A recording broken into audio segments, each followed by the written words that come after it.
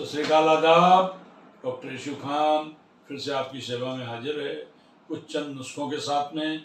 ये ऐसे नुस्खे एक एक लाइन के जो आपके जीवन में बहुत काम आने वाले। इसके पहले हमने आपसे एक दरख्वास्त की थी, हमें उम्मीद है कि आपने उस पर अमल किया होगा कि आज फिर से कोविड की जो पोजीशन है वो बढ़ती चली जा रही है और कोविड हमारा दुश्मन है, लाखों लोगों की जानें ले रखी हैं उसने।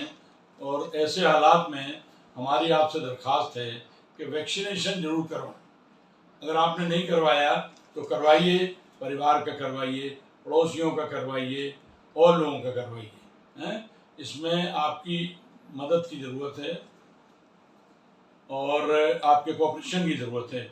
मेरी बात पे आप अमल करिए, आपको बहुत फ़ायदा होगा। और एक बात और मैं आपको मोटी सी बताता हूँ, लोगों से आप पता भी कर सकते।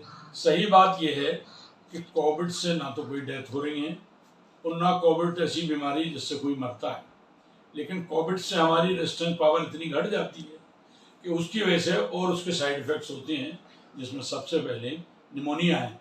और निमोनिया ऐसा निमोनिया है, निमोनिया तो पहले भी होता था, बच्चों में अभी भी होता है, और फेफड़ों को उसका जोर होता है, फेफड़े कर्रे हो जाते हैं, सांस लेने में सांस अंदर नहीं जाती है, फेफड़े फूलते नहीं हैं, बच्चे रोते चीखते चिल्लाते हैं, और ऐसे में जब सांस उठना बंद हो जाती है तो उनकी डेथ भी हो जाती है। वही निमोनिया जिसका रूप दूसरा हो गया, वो जाके हमारे शरीर में कोविड होने के बाद में बड़े बड़े दाग बना देता, कर्रा कर देता, और ऐसे जख्म हो जाते हैं जैसे आपके मवाद फैल गया। और उसका वो लाइलाज चीज़ है जिसके लिए हमको बड़ी बड़ी हैवी एंटीबायोटिक और दूसरी चीज़ें डॉक्टर हमारे इस्तेमाल करते हैं।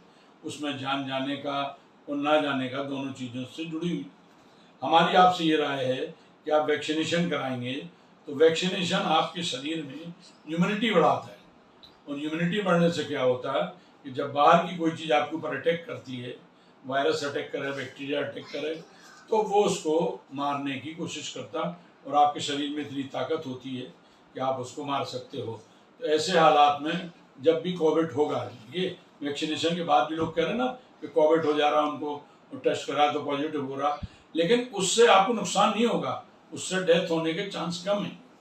दूसरी बात यह है कि कोविड के केसेज में मैंने आपको बताया था कि आप जो है इसमें पड़ोसियों को करवाइए, आप करिए, दूसरे लोगों का करवाइए। और जो सबसे बड़ी बात है इसमें वो ये है कि जब आप सर्दी जुकाम बुखार लोगों को जल्दी जल्दी होता है, अगर कोविड का टीका लगा है तो मुझे उम्मीद है कि 90% लोगों को जल्दी जल्दी बुखार जुकाम जकड़ा ये सब चीज़ों से उनको निजात मिलेगी, जिससे आपको ये अंदाज़ा होगा कि ये वैक्सीन आपके शरीर पे काम कर रहा है और आपके लिए फ़ायदेमंद है।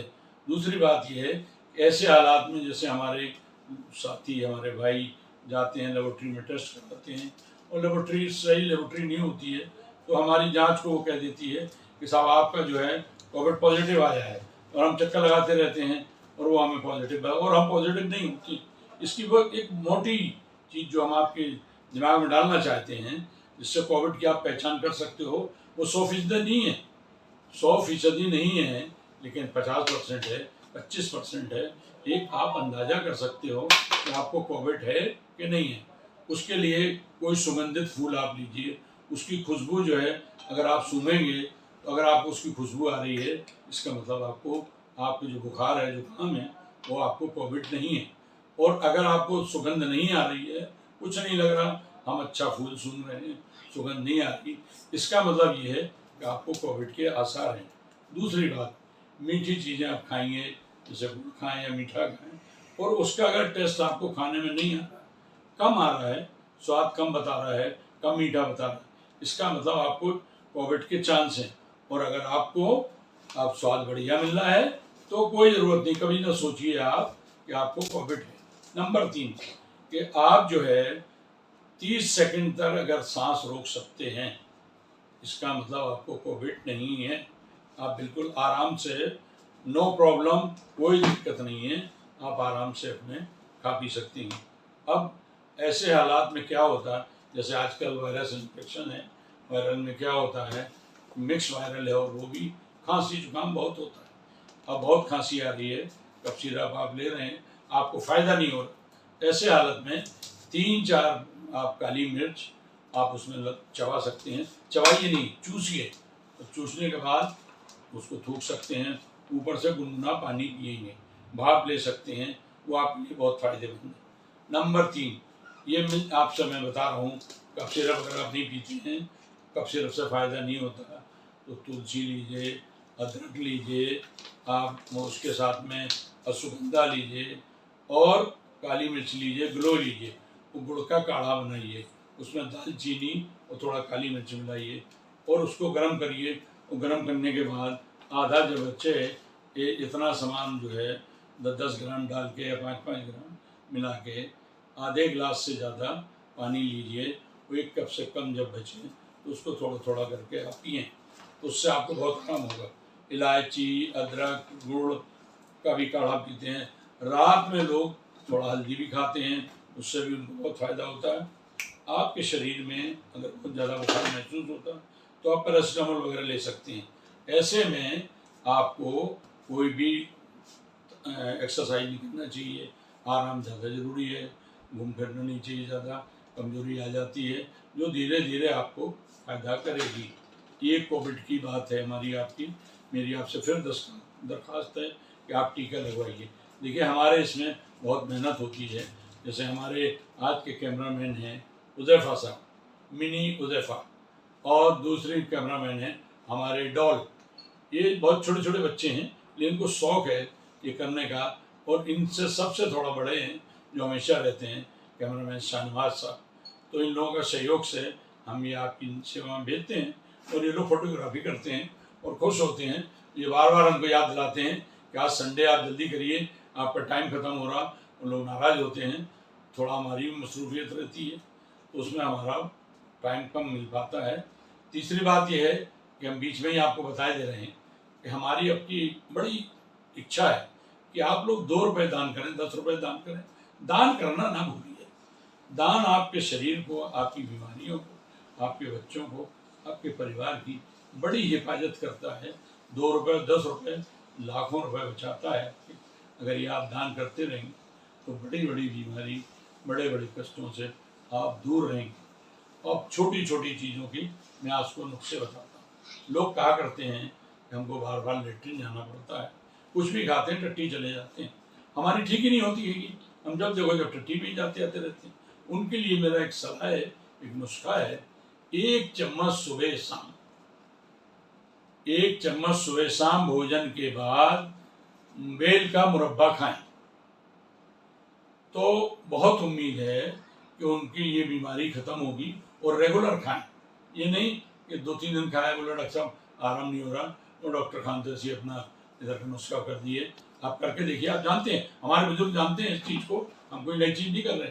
जो भी चीज़ दे रहे हो आपको बुजुर्गों की दे रहे। जिनकी ड्राई स्किन होती है, चेहरा हमेशा सूखा महसूस होता है, उनको फ्रूट्स का जूस पीना चाहिए। जूस पीने से आपकी ड्राई स्किन नहीं रहेगी।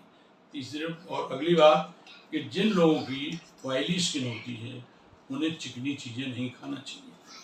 और त्वचा जो हमारा चेहरा है या शरीर है, इसकी कसावट के लिए ओमेगा 3 इस्तेमाल करना चाहिए, जिसमें हमारे पास बहुत अच्छा सोर्स अलसी है। अलसी एक बार भून कर गर्म कर लीजिए और पका के रख लीजिए, मतलब पकाना नहीं, उसको भूनना है, भून कर रख लें। 1 चम्मच रोजाना सुबह नाश्ते के साथ आप खाइए तो आपके वो इसमें जो है कसावट रहेगी हमेशा, स्किन डेली डेली नहीं होगी। वो बात अलग है कि उम्र का तकाजा है कि जब डेली होगी, फिर चाहे ओमेगा 3 खाइए, चाहे 6 खाइए, चाहे 9 खाइए, वो फिर आएगा। लेकिन इसमें जो है आपको बहुत आराम मिलेगा। भोजन में सलाद का ज़्यादा प्रयोग करना चाहिए, ये आपको याद रखना चाहिए। और ड्राई स्किन को खूबसूरत बनाने के लिए, जैसे चेहरे में सूखा बनाता रहता है, जैसा हम आपसे बता रहे हैं, तो आपको अगर उसको चाहते हैं आप कि हमारा चेहरा खूबसूरत रहे, ख़ासतौर से हमारी माँ बहनें, उनको सोते समय बादाम का, रिंडी का तेल 2 में से 1 हल्का लगाना चाहिए, तो उससे उनका चेहरा सुबह खूबसूरत ही रहेगा और उसमें ड्राइनेस नहीं होगी। और पानी का सेवन ज़्यादा करना चाहिए।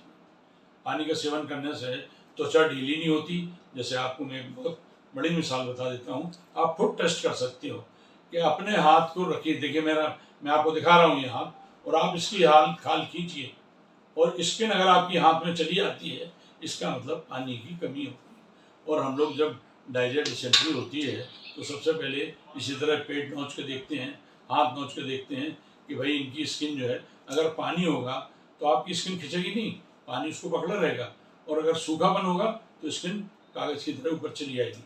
तो पानी हमेशा बहुत पीना चाहिए। अब रहा दूसरी बात ये हुई कि आपने ओंठों पे कालापन, हमारी माँ बहनें बहुत बताया कि अक्सर उनके ओंठ में काले काले ओंठ नजर आती हैं, तो 2-3 बूंद नींबू का रस, 2-3 बूंद बादाम का तेल, दोनों को मिला के, बादाम का तेल हो या ग्लिसरीन हो, उसको आप इसको उंगली हाथ के ऊपर फेंटिए और ओंठों पे हल्का हल्का और लगा के अपने सोइए आराम से।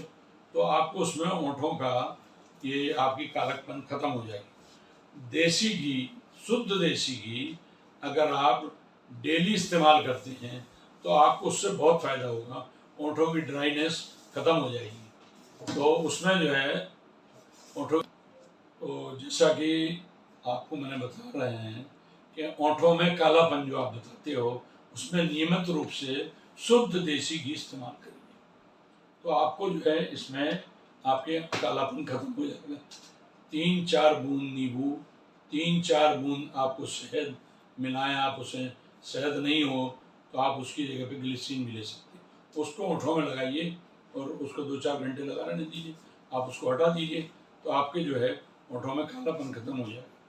5 बूंद ग्लिसरीन, 5 बूंद कस्टर्ड ऑयल, 5 बूंद नींबू का तेल, नींबू का रस, इसको सबको मिलाइए और ओंठों पे लगाइए, तो आपके ओंठ मुलायम रहेंगे और लाल लाल रहेंगे, गुलाबी, अच्छे खूबसूरत रहेंगे।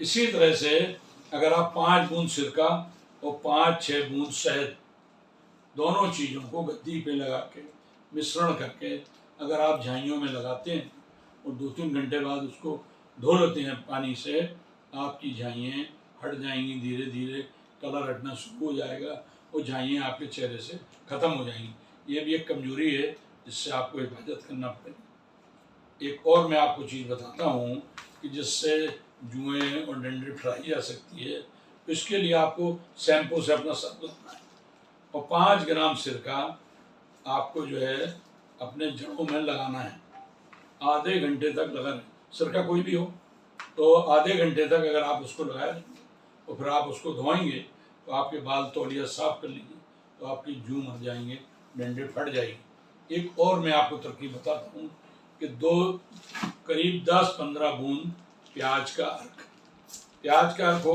या लहसुन का अर्क हो, उतना ही उसमें नींबू हो, तो दोनों का पेस्ट बनाइए और पेस्ट बनाने के बाद उसको लगाइए शरीर में।